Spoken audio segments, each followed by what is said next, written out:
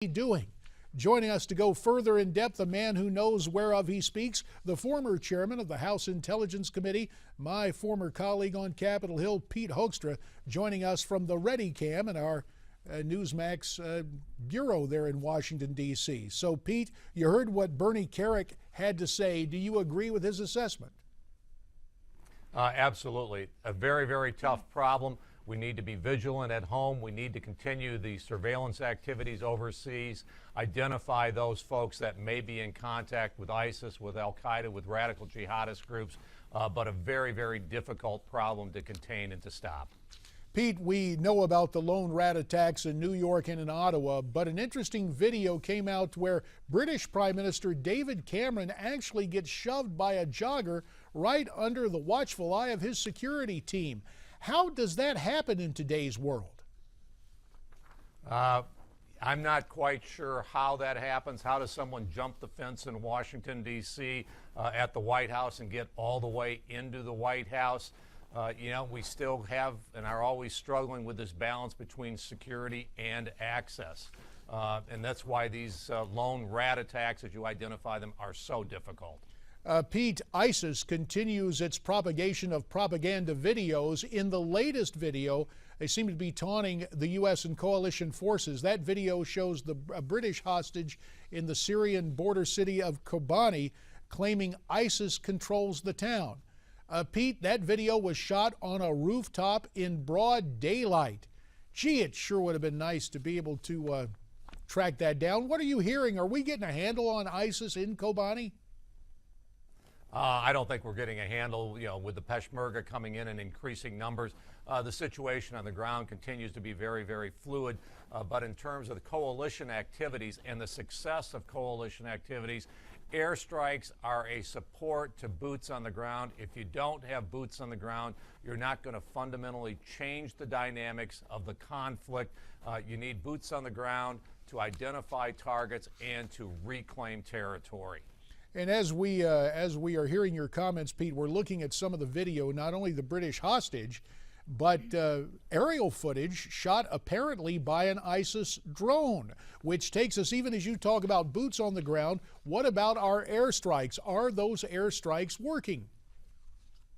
Oh, sure, the airstrikes are going to have an impact, but if you don't have solid support on the ground, you're not going to roll back ISIS. I just met with a couple of generals yesterday.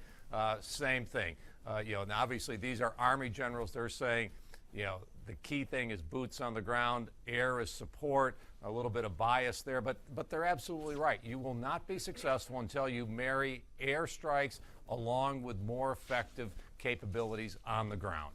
We have about 4 minutes left in our conversation. We're going to turn to yet another Michigan member of Congress who followed in your footsteps as the chairman of the House Intelligence Committee. That would be our good friend Mike Rogers. He showed up on CBS News Face the Nation on Sunday saying special forces are needed on the ground now, so a large-scale operation would not be necessary. Let's listen to our former colleague.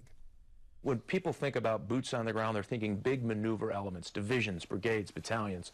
No one's talking about that, although I don't think we should eliminate it, but nobody's talking about it. If it's necessary, you'd recommend it.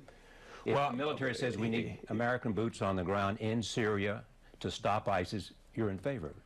If that means, well, here's my concern. If we don't do this smaller, more effective thing now, we will get to the point where we're going to have big maneuver military elements. If you think about what we're doing, we're really small pecks at a very big problem. Well, small pecks notwithstanding, a smaller footprint for special forces, the boots on the ground needed. We've been talking about boots. We've been talking about the ground. Pete, do you agree with Mike Rogers? I think Mike Rogers is absolutely right. Take a look at the current situation, J.D. We're basically at a stalemate in Kobani. We're in a stalemate in northern Iraq, but in southern Iraq near Baghdad, ISIS continues to move forward, and estimates are now that it's controlling 80% of Al-Anbar province, a key and the largest province in Iraq. We're not making progress other than if you say moving to a stalemate is progress. We're not rolling them back. You're going to need special forces to assist the Iraqis, the Peshmerga, and other fighters to ultimately start driving them back. We are hearing murmurs of dissatisfaction with what transpired Sunday in Helmand province in Afghanistan. International forces handed control of that area over to the Afghan military. Is that a mistake, and are we opening the door for another ISIS-type movement in Afghanistan? Well, you already have an ISIS-type movement with the Taliban and Al-Qaeda in Afghanistan.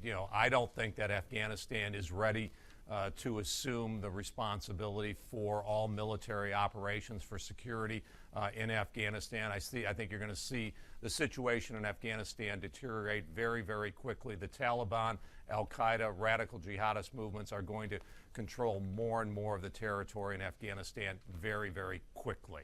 About a minute 30 remains. Two topics we want to get to in the time remaining. Number one, we're hearing reports the FBI may be closing in on a second leaker to Edward Snowden. What are you hearing about that? And finally, put on your political hat, assess the Michigan governor's race. But first, the Snowden case.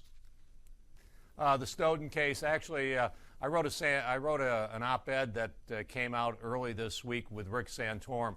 We need more whistleblowers, but they need to go to Congress. They need to have access, especially to the intelligence community and the Department of Defense. I'm not surprised that there is another leaker, perhaps in NSA. Find them and prosecute them. At the same time, enhance whistleblower protections to go to Congress and in certain cases to be able to go to the media.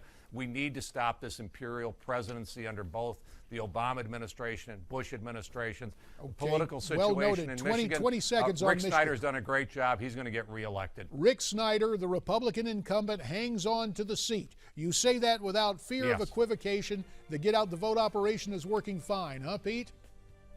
We're going to be just fine in Michigan, yes. Fair enough. Pete Hoekstra, the former Michigan congressman, the former chairman of the House Select Committee on Intelligence, joining us via ReadyCam from our Washington, D.C. Newsmax Bureau. As always, Pete, we appreciate your time, your insights, and your analysis. And America's Forum will continue following this Newsmax Now update.